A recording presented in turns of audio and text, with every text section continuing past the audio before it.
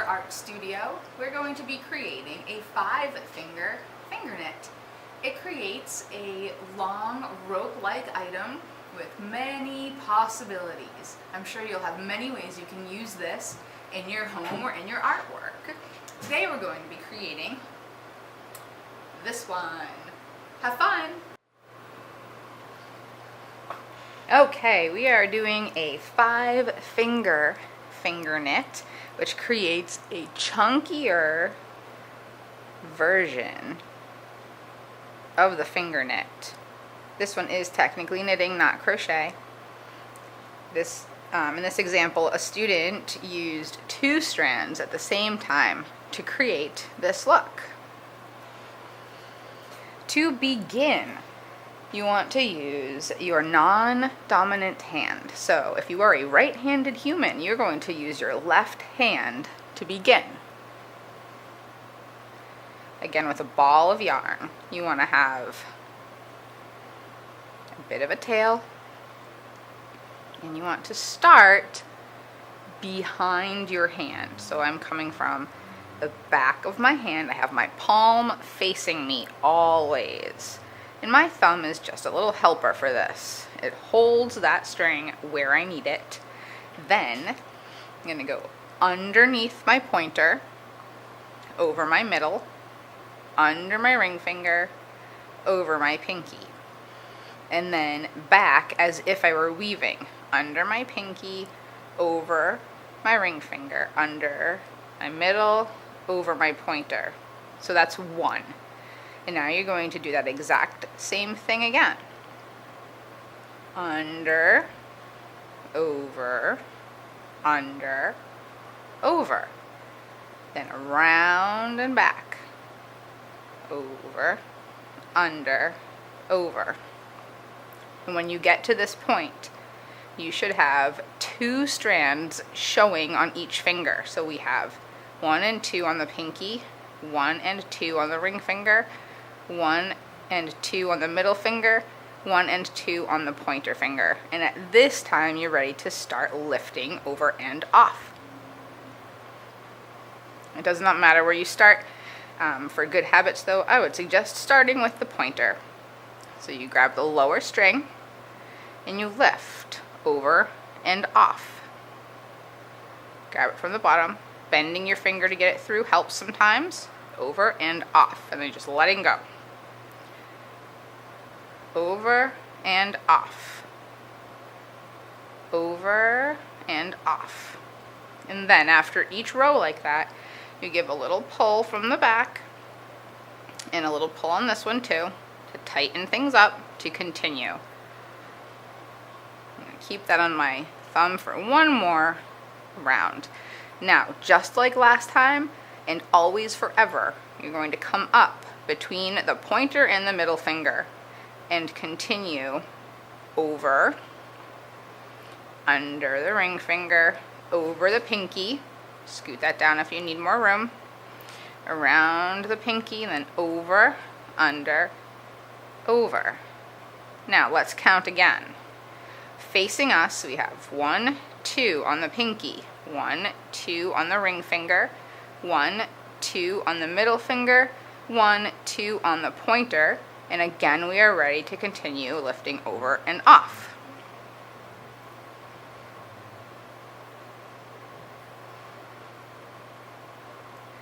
Little pull, and then this string now we can release from the thumb, and you can see in the back it is starting to form the beginning of the chain. Each time we need to, we can give a little pull on this and it will come off the hand and collect. So now continuing, my thumb is now free between these 2 fingers as always.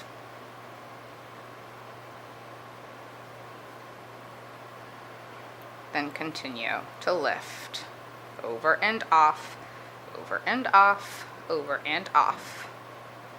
Little pull, little pull. Always work with your palm facing you. Now we'll do a little high speed action while I work a little longer. And just like the finger crochet version, you can work on this to make something short, or you can work on it for a long time until it's 20 feet long and a big old beautiful piece of garland.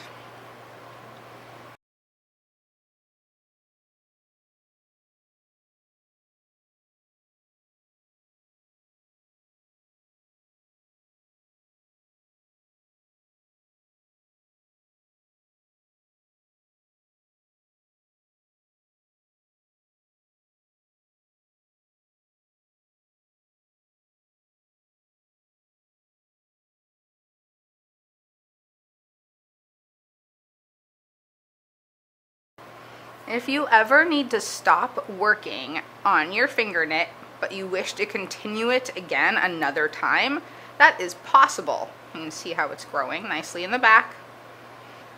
This is how you would pause your finger knit to go back to it in the future. You get a little extra slack by pulling them up. Then you very carefully take the loops off of each finger and just keep them together. Okay. So I have all 4 loops together, and then sometimes if it's going to be a while, I'll put a string through there and just tie it together carefully. A very quick way, if you don't have to move it very much, is to just place it on a pencil or other straight tool and then put it to the side for later. Then when you come back and you're ready to use it again, you're going to lift carefully to see where the loops are.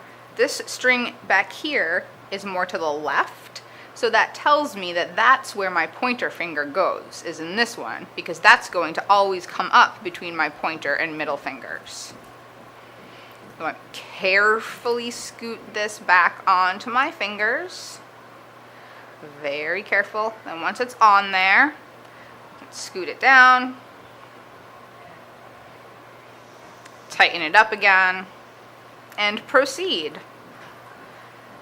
And then, of course, to properly end this, you can do something specific. Please watch so careful, or pause and go back if you miss it the first time.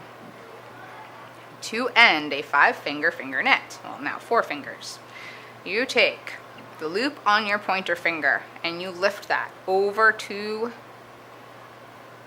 your middle finger. Now you lift the bottom loop on your middle finger over and off, and you let it go to the back like that. Then you lift that same loop from your middle finger over to your ring finger. You can pull a little snug if you need to. Then you lift the bottom loop over and off. Then one more time, you take the loop from your ring finger, you put it on your pinky finger, and then you lift the bottom loop over and off. Now, I'm left with this one loop on my pinky.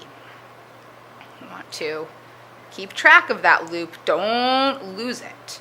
Now I take my string and I clip it, leaving myself enough room.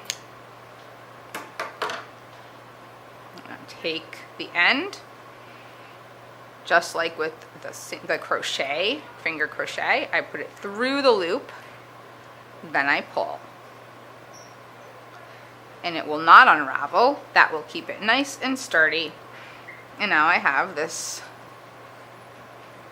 nice little finger knit.